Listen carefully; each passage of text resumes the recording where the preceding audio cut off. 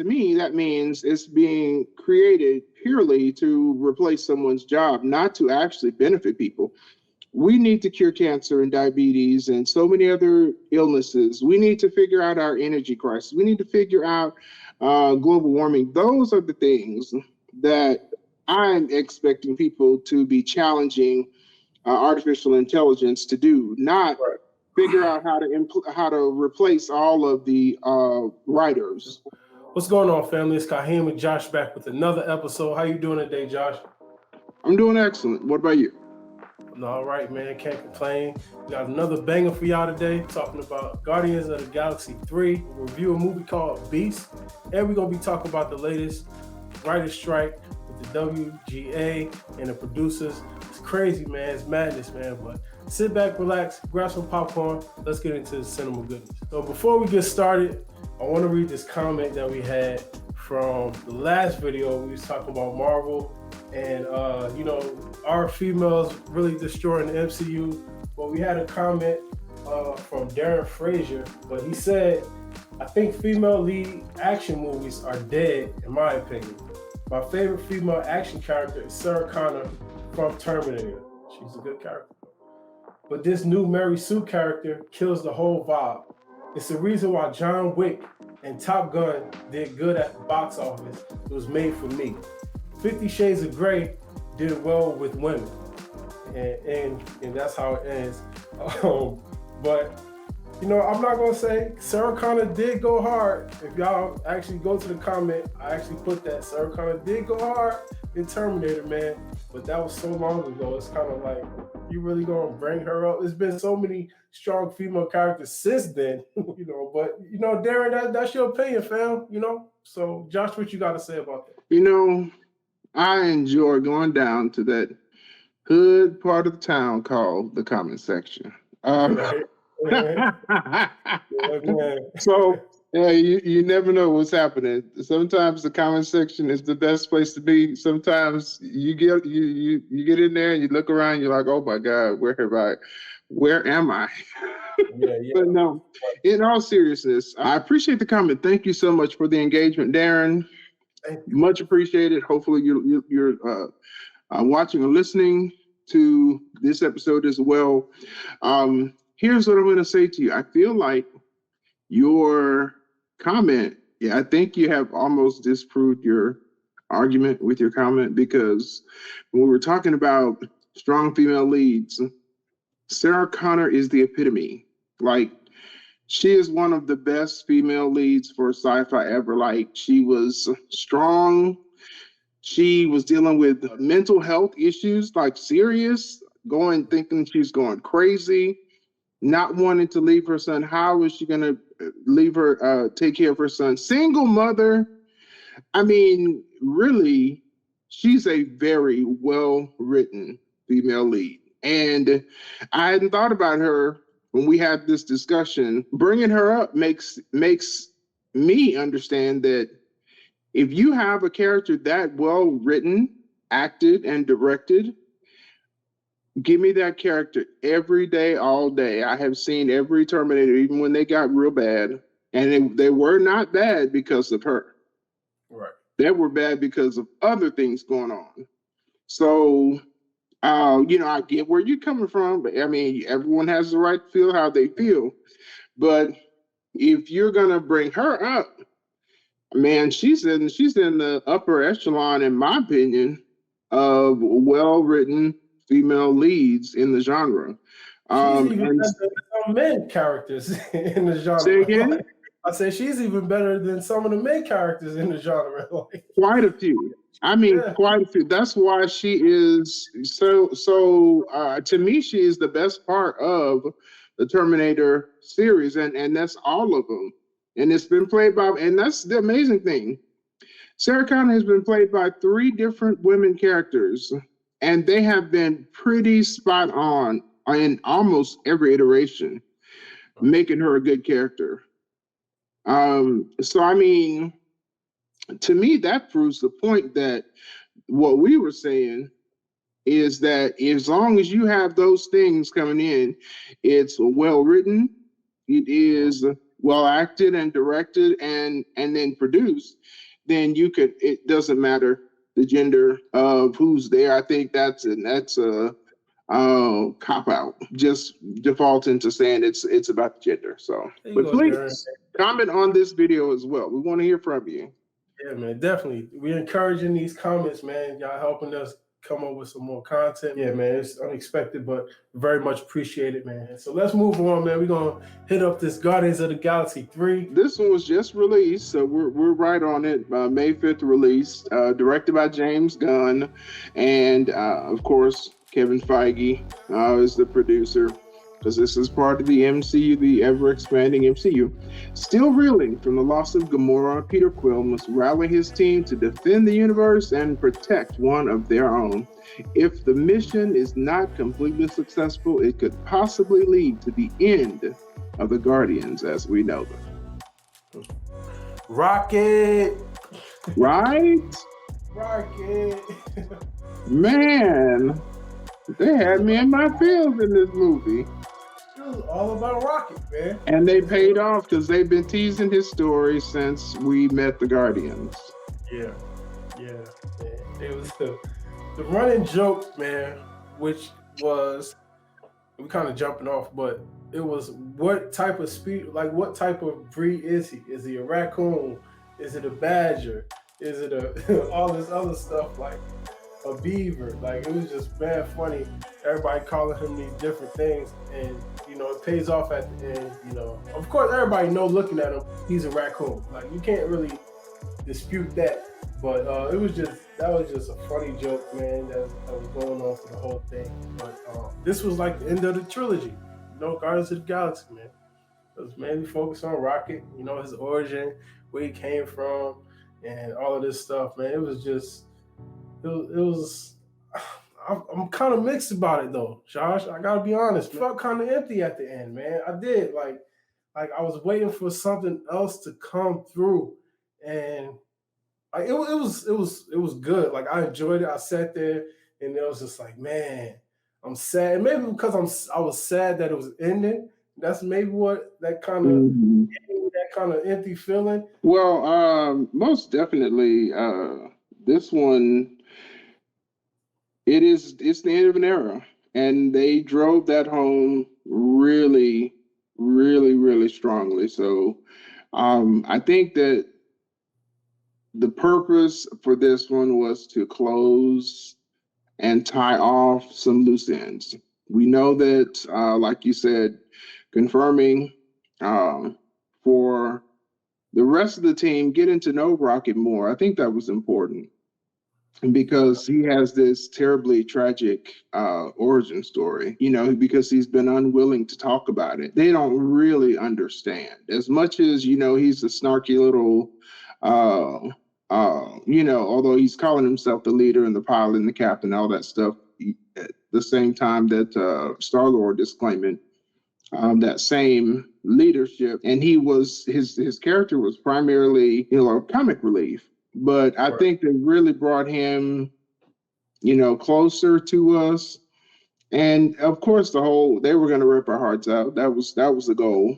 Us getting to see his tragic story, them getting to see, his tragic origin, and then almost losing him in the process. I think a theme for this movie is going deeper, because this group, more than any group, any of the characters, it's primarily been comedy, and we only have a little bit. We have more background on Star-Lord than anyone, because we know, about his father and his what happened to him as a kid. But the rest of the characters come in pretty shallow. We have a little bit of their backstory, but those that were shallow, they're definitely getting sent off in this movie. We already know that our Gamora has passed away, but we're dealing with the I don't know, is she alternate Gamora, or she's Gamora from a different timeline, right? I would say alternate. I mean, alternate. Okay. Yeah, alternate, because she came back during Endgame with Thanos. You know what I'm saying? Correct. Either 2009 or 2014. Gamora. So it's everyone is just going deeper. Each character is getting a deeper understanding. And by this, even Gamora, even though we have the, alternate timeline Gamora, it gave her an opportunity to really get to know them. So by the time you get to the end of the movie, even she now has a deeper understanding of who they are. So I think that's why this one, although I went in with low expectations, I was pleasantly surprised by the movie and enjoyed it, really thoroughly. The beginning of the movie, I guess they're rebuilding after the offense of Endgame, right? They're on nowhere, right? And they're setting up like this, I guess it's headquarters or like base or something. And it opens with, Rocket kind of, I guess he's reminiscing on his origin and like where he came from. I don't know if he's actually reminiscing or if James Gunn is letting us getting a glimpse of what the tone of the movie is going to be about. Rocket being kind of experimented on and being like bred to be like this super-minded type of species or like little being or whatever. Adam Warlock comes in and I guess he's like commissioned to kind of get Rocket and bring him back to the High Evolutionary? Yeah. One thing about Adam Warlock, like I thought he was going to be a little bit more of a beast. You know what I'm saying? From on a spectrum of being like a villain or like an antagonist. Like he was they do the comedy thing. You know what I'm saying? They had him be like this little kid mind, like he's real powerful, real strong, but he's kid minded, and kind of mimic like Thor. You know what I'm saying? Like he's like this real strong person, but he's kid minded. So do you really take him serious? You know what I'm saying? But anyway, like he ends up hurting Rocket real bad, right? And I guess the Guardians try to fix him or heal Rocket, but he has a kill switch on his heart, right? In order to get this kill switch, you gotta have this code to unlock the kill switch to save his life. They did a good job, especially like with Star-Lord, like how he was drunk and like he was just totally messed up at the beginning, bro. Like he's still messed up over Gamora, and he think that she don't want nothing to do with him, which of course she doesn't. But I think they did a good job, like you said, tying up loose ends. It's just once they get to the ending part, that's when it kind of like falls for me.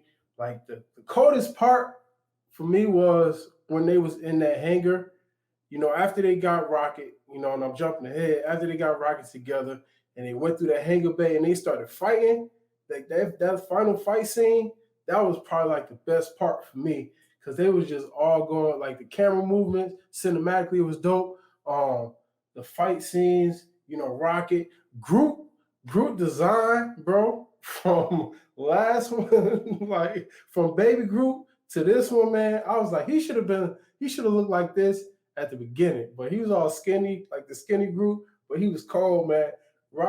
Groot was probably like my favorite character. Like he's always my favorite, but like design wise, like they did a real good job on Groot, man. I was happy to see that. It was dope.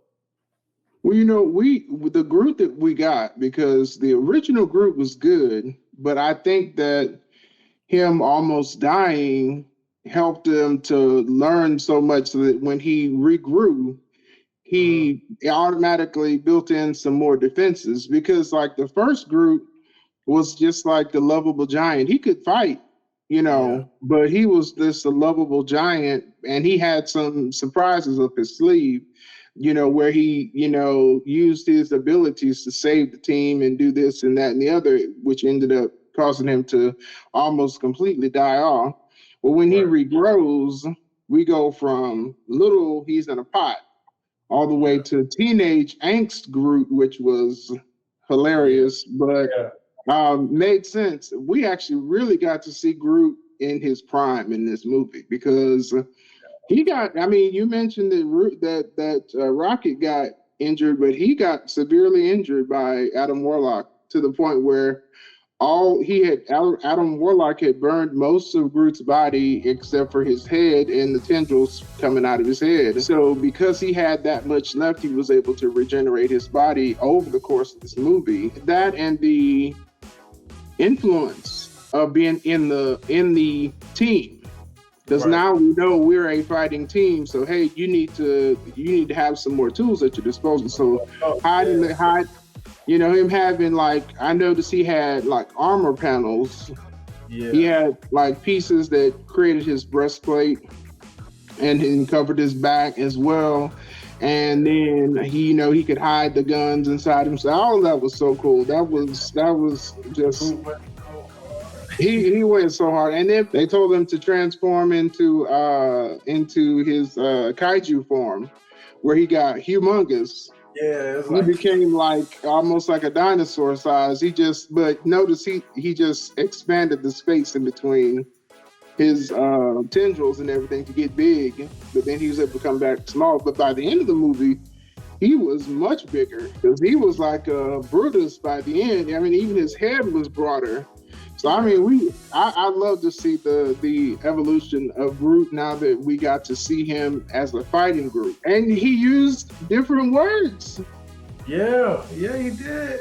I was like, hey, where'd that come from? The whole movie you've been talking about in Groot. You talking about I love you guys, man. You could have talked the whole time, man. You know, this whole time you've been around these people, you know what to say. But, that was hilarious. Yeah, man. So he was a bright spot in the movie. Yeah, he was for me. Yeah, he definitely was. I always enjoy Groot though. And his fighting is always cool. Yeah, the way he fights is the coolest thing. So the High Evolutionary, man. Okay, he's our villain. He's our villain.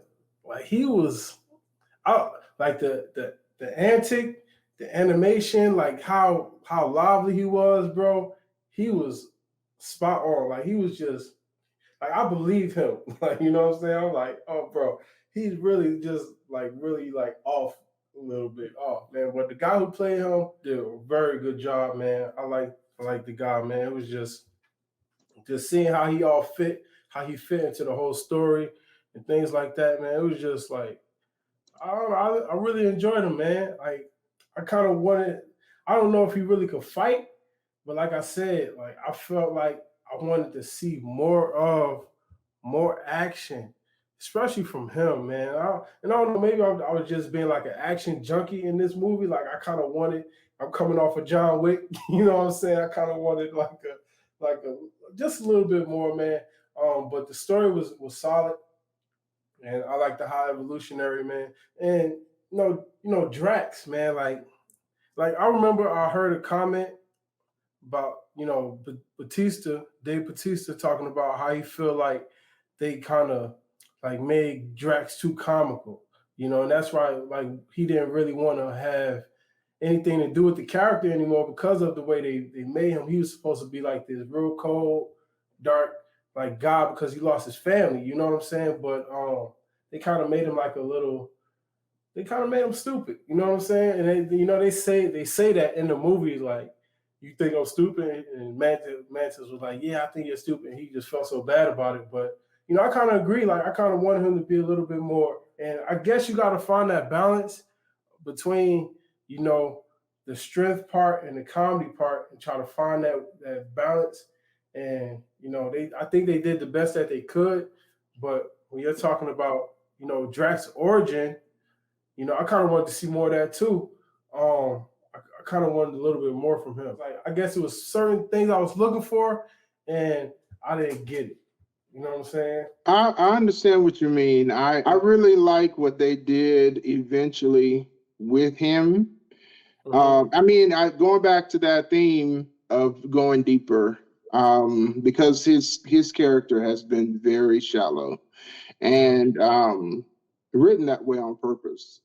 But I think that him being able to hear them say that, it's like, this is, you know, yeah, we love you, but we kind of think you're stupid. You don't listen, you admittedly don't listen, and it causes us problems, which is true, because there were some decisions that, you know, and part of it is their fault too, because they know Drax, and why you would trust him to listen to you. He doesn't listen to anybody. He's going to do whatever he wants to do. But yeah, the comments about from Batista, I think that was he stated maybe a year ago that this would be his last Guardians movie because he felt like the character wasn't deep enough. He wanted to do other things. He didn't want to be in the box. And being, just being clear, as great of an opportunity as Marvel being in a Marvel movie is, it is a commitment.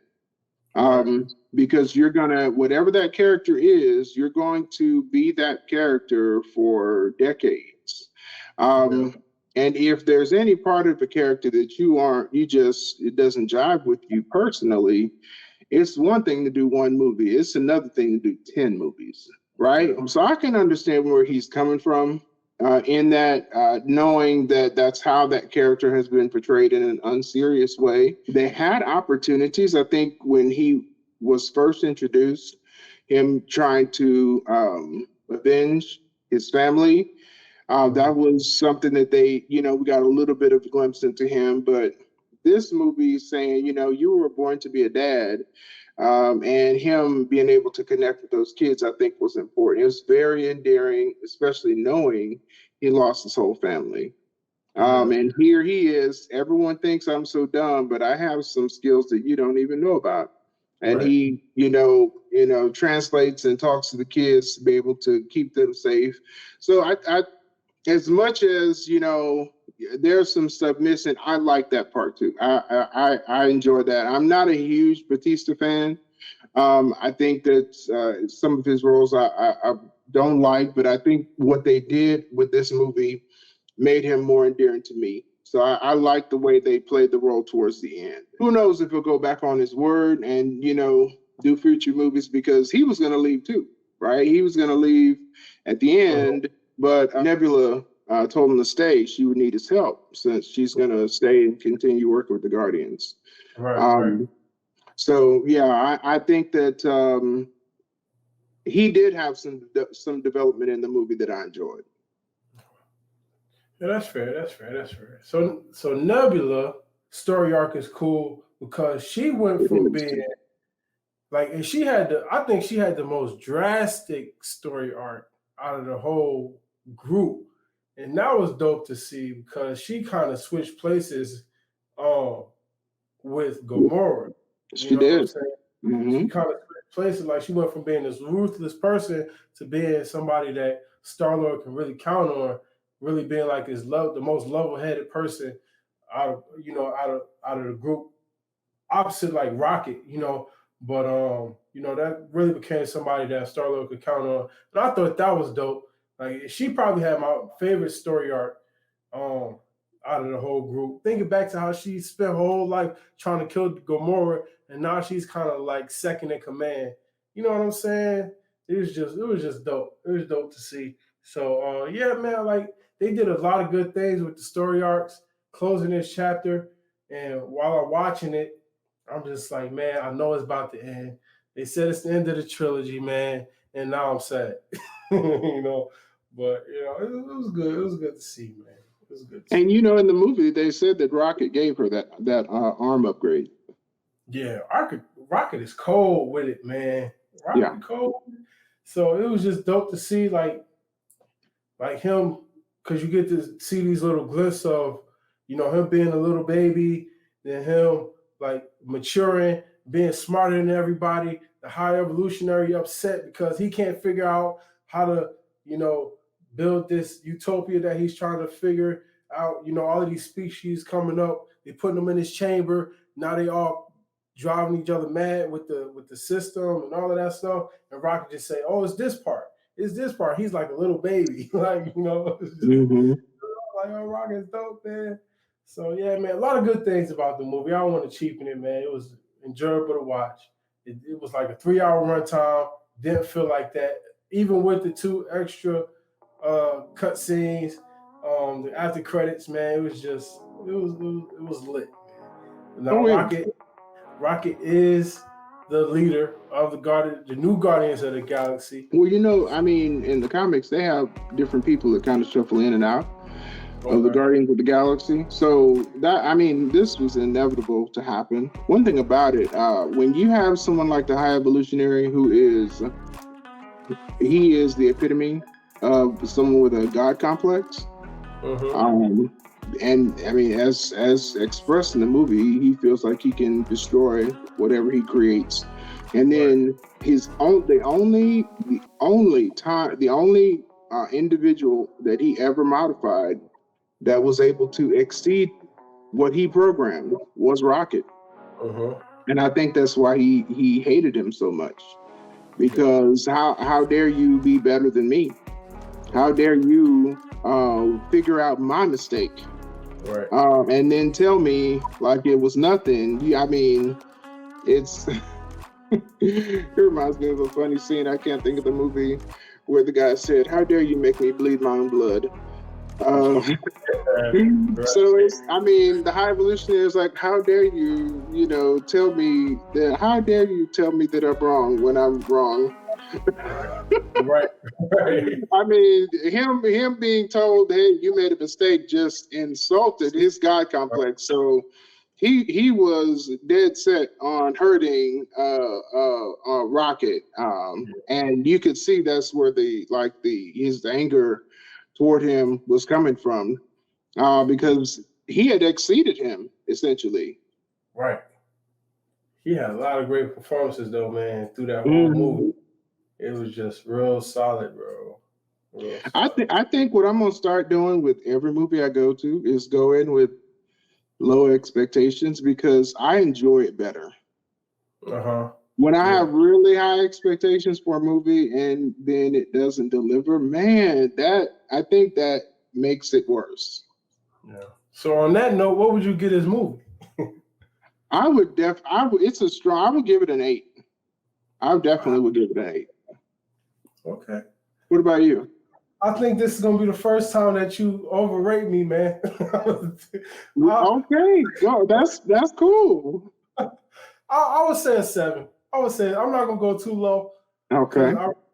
That last fight scene saved it for me, because I was waiting for that part. Like, I need to see them go in, bro. Like this, you talk about this last one. I need to see the Guardians go in, and when they opened up that door and they ran through them people, I was like, that's what I was looking for. So they gave me that. I just wanted just a little bit more. So I'll say a 7. I'll say, I'm not gonna go too low. I'll say a 7. No, that's good. I think that James Gunn was going for the emotional, and I mean, I don't even think I know this movie was meant to hit your emotions. I wasn't expecting that at all. And it was because of that and how much emphasis was put on that, they took some emphasis away from the action. And I can admit that there wasn't as much action as I would have expected. Right.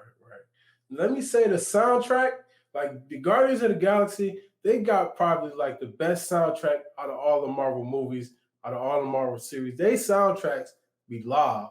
They really they nailed that part of the movie, man. Like the soundtracks be dope. So yeah, man. That's a huge part of their budget too, because they have hits. If you haven't seen it and you still want to see it, I would see it. Go in with low expectations. I think you'll enjoy it.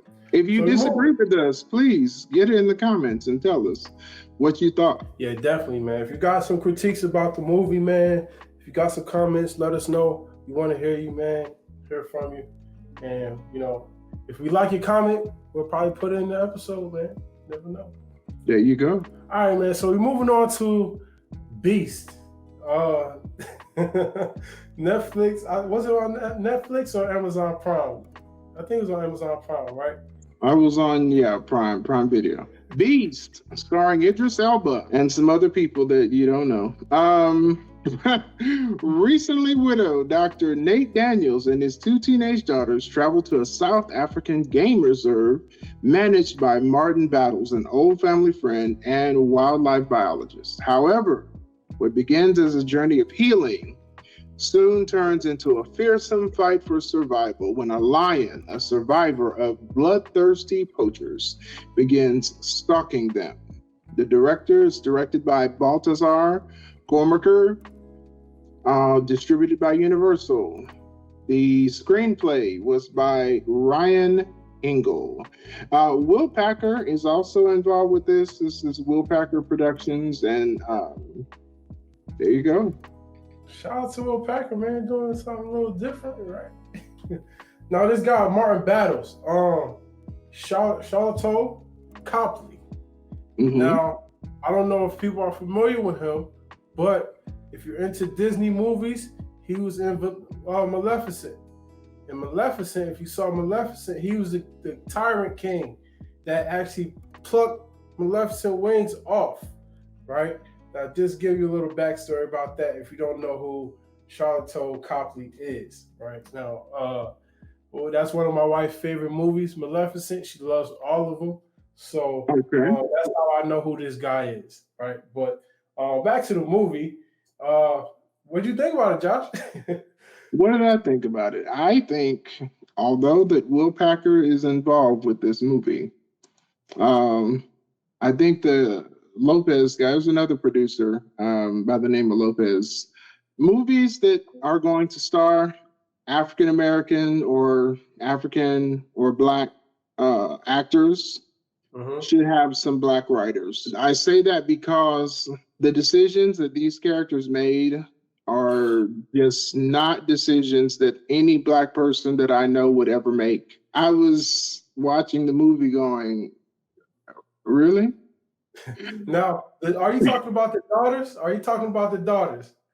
I am talking about the daughters, especially the daughters. Yeah. But even Idris Elba's character in some scenes was just making nonsensical decisions. And I'm talking about not like when they were hippie happy, having a good time. I'm talking about when their lives are on the line. And I was like, this just, it doesn't make any sense. I mean, I'm a huge fan of Idris Elba, so please don't get it twisted. And, you know, I wish the best to the actors and Will Packer, but, it just had your heart pumping, bro. It's like, why? Now, okay, like it was short and sweet though. You know what I'm saying? I'm sitting there watching the movie with my wife, and she's like, I don't know how long you can make a movie about a lion chasing you, right? And I was like, yeah, that makes sense. And you know, it's like you get there, and it's like a simple little storyline, like Crocodile Dundee, bro. He's out in the wild examining these lions, these families, and it's one crazy lion that nobody can control because the guy Martin was like, lions don't do this. Like he visited the whole village and he like tore through everybody. The big lion, the beast tore through everybody. He's like, lions don't do this. Well, this lion does, man. He was lighting them up. And like the whole movie was just like, I was sitting there watching it like it's really nothing to it. Like it's like you just watching it and you just like going on this ride with Idris Elba and his family. And it's like I feel like Idris Elba should I'm jumping to the end, bro. But when he he like moved the girls off to the side, put them in this little space and said, "Stay here, right? I'm gonna face this lion with a knife." Right? I'm gonna face this lion with a knife. So he takes him to the pride, you know, like the whole pride, like it's a bunch of lions or whatever. And he's like battling this lion like in the desert, bro. I was just like, man, there's no way he's not being like, he had scratches, but the lion was tearing into him, bro. And it was like no real external bleeding and nothing like that, man. It was just like, it's like y'all getting kind of fanciful on me, bro. Like y'all getting kind of like, it's not realistic. This is big lion, and he's like really like battling this lion. He's a doctor, you know what I'm saying? He ain't really got no wilderness expertise, bro. And I was like, man, it was just funny watching it, man. Like I'm a huge fan of Idris Elba too. And just watching this movie, I had to support it, but it's just like, come on, bro, come on, like you can't be. And then like So the poachers came. You remember that part where the poachers came? Like, in the car just like shut off. It was dead. And they couldn't really go nowhere. And he talking about, so I'm gonna go get the key, bro. Like, bro, it's no way you telling me I'm going out into the wilderness to find no key.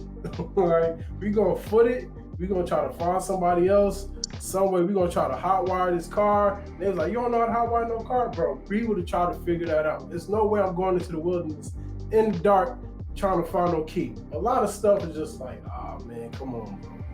Like, they could have left it. Will Packer could have left this movie on the floor. It's just like, you know what, we'll figure this out another day. But, you know, I wanted to support Idris Elba. I thought it'd be good to talk about, because, you know, I feel like we always talking about movies that we like or have some type of interest in. You know, it's like something like that. But this movie was kind of like on the opposite. Like, man, this movie was kind of like, it wasn't trash. I'm not gonna say it was trash. It wasn't trash, but it could Don't speak for me now. No, I'm saying I'm not gonna say it was trash, right? I'm not gonna say it was trash, but it could have been a lot better. If we're talking about surviving like a lion attack and things like that. But I thought it's like a fun movie. You know, if you ain't got nothing to do, you can watch it and laugh about some of the stuff that go on. But I knew Martin was going to die. Like, spoiler alert, I knew he was going to die from the beginning. As soon as they got there, I told my wife, I said, babe, dude going to die. She was like, how you know? I'm telling you, you got to have somebody die. And I knew he was going to be the one. Yes, it's not surprising to me that he died. The fact that he didn't die in the first attack, because there's no way, if he is mortally injured and he's telling me he's the bait and the lion is there, that I'm leaving my daughters to go out of the vehicle and try to save him, when what he's described, he already is mortally wounded. He's not going to survive from those wounds. Just, so many things. If we were just the whole sequence, that part, it's so far of a departure from anything that makes any sense to me. And I was really trying. I was really trying. Here's the thing that just, it was one of my straws that broke the camel's back. When they told you that he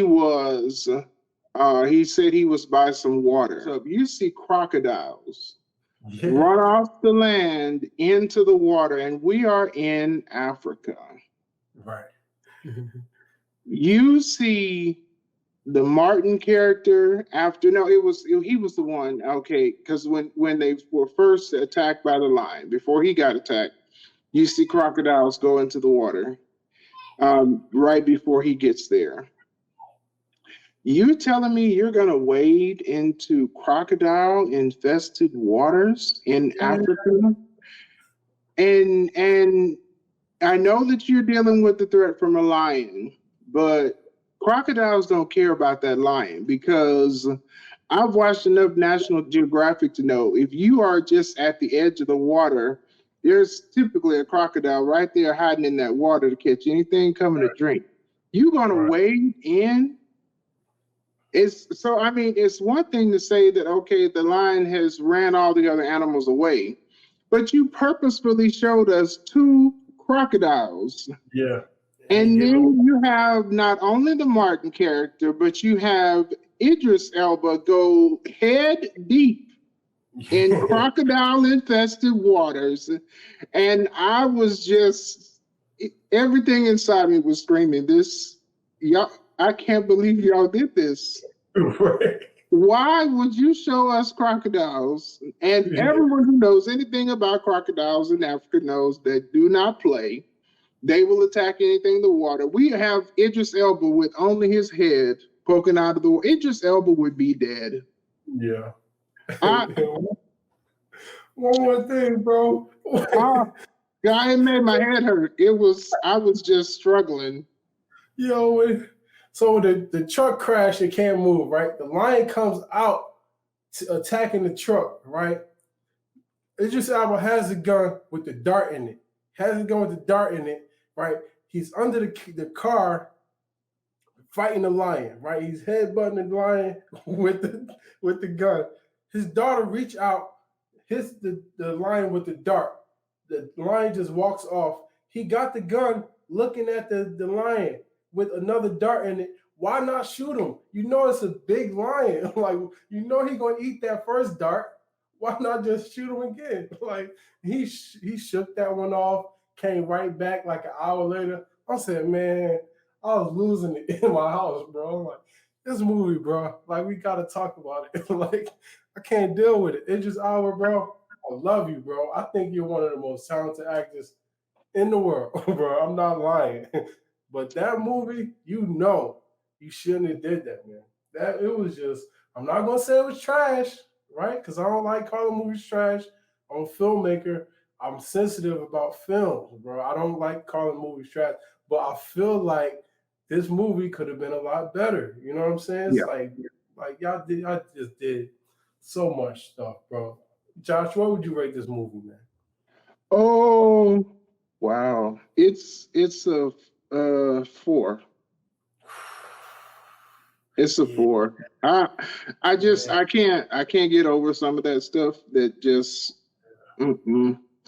And there were too many things where I was like, black people don't do that. The daughter's just out. Like, you're telling me that what'd you say? His daughter was just talking back the whole time. She was all upset. Bro, it's just like, man. How about y'all have never, okay, we know your mother is from Africa. Y'all have never been to Africa. When you get there, it's hot. It's so hot. Oh my God, my sweat is sweating. And then all of a sudden, let me just wander off knowing that there's a lion stalking me. It's just, black people don't do that. I'm sorry. I'm sorry. Yeah. I was like, y'all needed a whole different cast of people for this. Yeah. Because if Nope was a person, Nope would have been in every scene in this movie. Nope. Right. You want a glass? A Nope. Right. Yeah, man. And then it would have been about 60 minutes shorter. Yeah, definitely. It was already short, but yeah. Yeah. So you gave it a 4. I give it a 4 too. You know his daughter was supposed to be in this movie, right? Idris Elba's real life daughter. I didn't know that.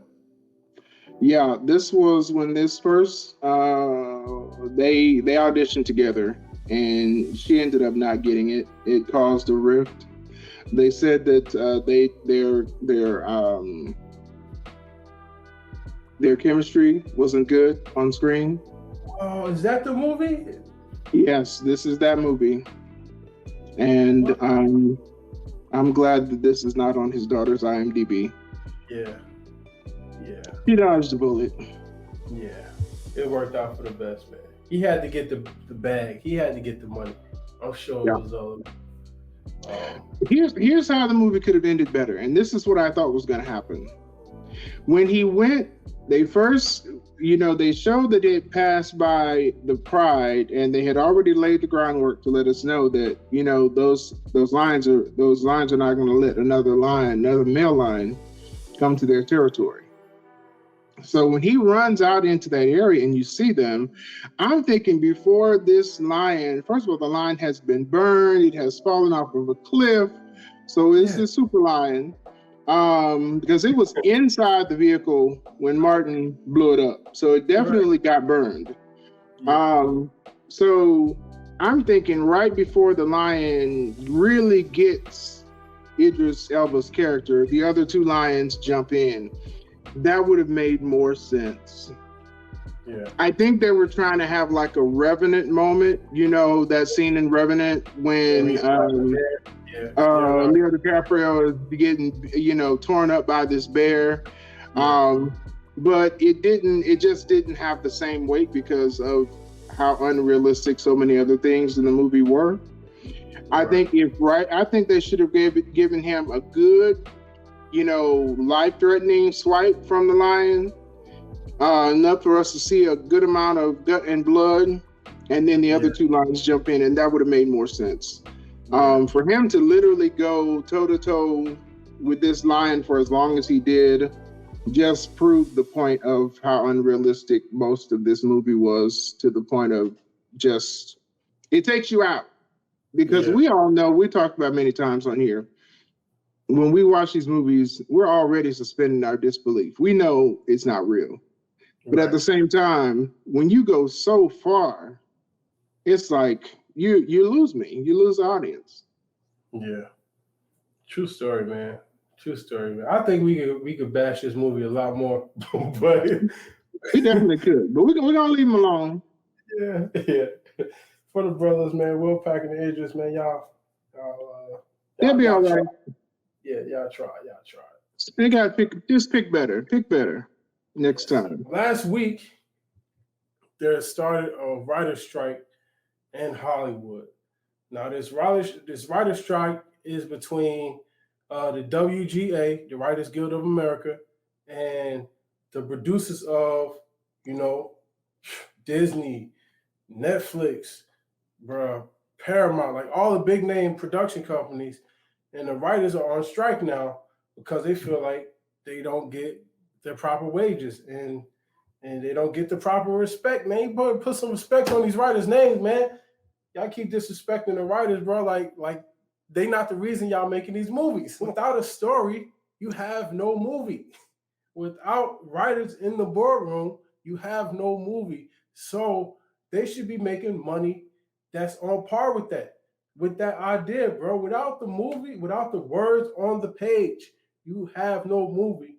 So now they're on strike, and I believe it's rightfully so, man. I'll get frustrated like that, man, because you see these people in the rooms, and they just in the back, and they just head down, and they're writing, and they're talking about how they can make these stories stronger, and then they just hand them off, and then y'all make movie magic, but y'all forget about all the pre-production, all the work that put in before that. And yeah, people don't see it, but you feel it. Like we was talking about last week, Angela Bassett's performance that she gave to the lines, the life that she gave to the lines portrayed on screen, bro. Like if she didn't have anything to read, there is no Queen Ramonda. Like, and I'm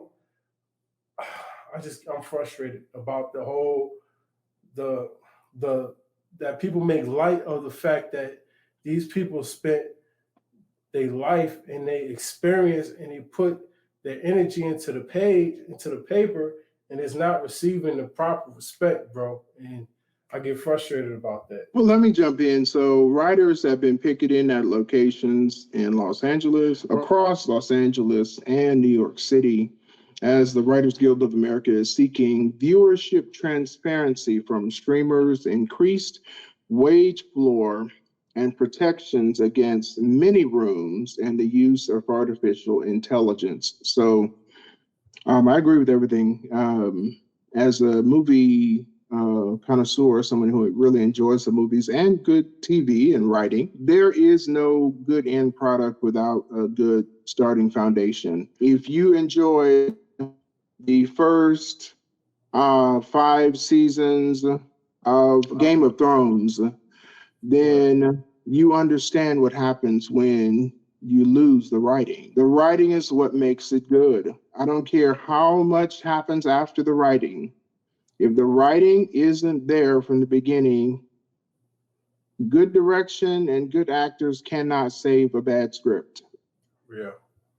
And that's just real. And I think because it is out of sight, out of mind, people have a less appreciation for it. But if you look no further than Lost, because about 15 years ago was the last strike, and there were some great shows. If you remember the show Heroes, that started off so strong. I mean, one of the best network TV sci-fi shows. That first season literally was a hit. They had one of the highest viewerships. Even shows today still aren't hitting that regular viewership anymore because there's so much media. Lost, by the time, Lost was a juggernaut. By the time you get to the end of Lost, you're in the middle of that first writer strike when those last seasons would have been being written. Those are two great examples of movies that were directly impacted by the previous writer strike. So as people who are consuming this content, we have to understand it's important. How good the end product is going to be is based on what the foundation was, and it's the writing. So I say kudos to them because I feel like it's completely wrong for studios to be saying that they're going to use artificial intelligence to write scripts. I don't care how smart Chat GPT is. All those programs are 100% unoriginal. There's nothing original. They aren't creating anything. You know about the OpenAI and ChatGPT and these AIs that are getting very popular. Everything that they spit out is essentially a reconfiguration or conglomeration of everything that's been put into it. So if you feed all of these different scripts in or all of these different answers in, and then it gathers that information, it crawls websites and pulls data and then gives you an answer. But it's completely unoriginal. So when it, like for example, right now the AI art is super popular and I'm totally against it. I made a post about this on social media. I see zero benefit in AI being used to replace human creativity because to me, that means it's being created purely to replace someone's job, not to actually benefit people. We need to cure cancer and diabetes and so many other illnesses. We need to figure out our energy crisis. We need to figure out global warming. Those are the things that I'm expecting people to be challenging artificial intelligence to do, not figure out how to replace all of the writers or how to replace all of the artists who are creating digital art or how to replace all the hamburger flippers with a computer program and a robot. I mean, to me, it's wrong. And I think, you know, as much as I feel like Elon Musk is the villain, he will be our first modern day supervillain in real life. I believe that for real, if he isn't already. Although he's very intelligent, I agree with the idea that boundaries need to be set around the development of AI because if you think things are bad right now, you're seeing companies already right at the beginning of AI using it to their goal from the beginning is to replace workers. With a computer program that they don't have to pay for. They don't have to pay it overtime. They don't have to give it health care. They're aiming it directly. And it's crazy. I'm like, why is AI being directed at all this creative stuff? I don't want a picture made by a computer because there's no way that a computer is going to give me what you could give me in your drawing. I don't care how much. I mean, all it can do is look at other pictures on the internet and recreate them. So it's not original. So I mean, I applaud them. More groups should unionize in this way. As much as people try to, and I'm not trying to be political here, but as much as people, you know, try to say the unions are out of date, one of the reasons why you can't mess with the police is because of the police union. One of the reasons why when teachers get, you know, fed up with something, they have a teachers union. These writers coming together saying, hey, you know, y'all are not going to replace us with artificial intelligence, which essentially is just going to steal the work of other writers and other creatives and then spit it out for you. And now you don't have to pay. That's wrong. So I agree. And yes, that means some stuff that I like is going to be delayed. Right now, I'm loving From, but if From gets a third season and we're in the middle of a writer's strike, that means that season is going to be impacted. Even as a creative, like I see there's some applications for AI, but you can't replace a whole department built on authentic storytelling. Stories are like generated off of people, real life experiences, real life emotions, things that happen to them, and they all come together to tell this unique story. And you can't really capture that with AI. Just to mention, bro, like companies, production houses make millions and billions off of these stories. Let's not talk about licensing. You selling merch, you getting the commercials, and all of this stuff are built off of these stories, and you're like trying to give a small piece to the writers who actually craft these stories, these ideas, man. There's really no comparison, man. I just feel like a strike always happens, like when there's a change in the industry and things like that. But if you really like love the craft and love the art of storytelling, I think you can appreciate where these writers are coming from, because it takes a lot to come up with these stories, and you got to appreciate that, man. So, and I'm not even talking about rewrites. Like, you talking about rewriting, and I was reading that most writers don't even get paid from the rewrites. Like, you take it to a board and you let them read it, the people that's going to fund your movie, and they be like, oh no, you got to change this and things like that. We're not going to give you the money. Then you got to take it back to the writers, the people who already sweated out hours and hours and years to make a movie or a script, and you telling them, oh, we got to change this stuff and things like that. And you don't even pay these people, man. So I'm not talking about like passion projects. Like, from experience, Mr. Franklin, my movie was a passion project. I wrote that myself, right? But this is not like I'm putting millions of dollars behind the movie and I'm not going to pay nobody to write these stories. Like, that's unfair, man. And then you're going to put it in the box office, then you're going to put it on streaming and make millions of dollars off it, and you trying to get them pennies? Like, come on, bro. Come on, man. And then the streaming part is a really big part of it, because, with your traditional media, when those shows go into syndication, because of the advertisements and everything, those writers and actors and producers and everything, they're getting royalty checks when you put something into syndication. Those shows that are popular, and they, just like you see Sanford and Son and Cosby Show and, The Office. But the difference, one of the people in the industry that I follow was mentioning that with the streamers, because they're going onto a streaming platform which doesn't have a lot of ads, especially Netflix, they aren't getting those residual checks that they would normally get if it was put on regular linear network television. So the streamers are still benefiting, though, because they're getting new subscribers based on that content, but they're not having to pay the writers that they normally would if they were in the traditional platform, traditional network. They're not having to repay those people. Every time they, just like, they take a show off of one thing and say, okay, this show is going to be on this network. And every time it airs, Felicia Rashad gets a check because it's, an airing of the Cosby Show or whatever. That's a big part of this too. The whole thing is, like you said, it's a way to not pay writers.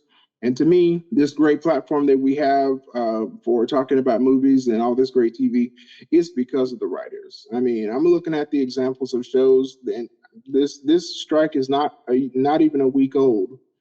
The shows that are already impacted, movies and television that have shut down production, Yellow Jackets, which is really popular. I haven't had a chance to watch it. I've heard lots about it. They were in their writer's room 1 week for season 3, already shut down.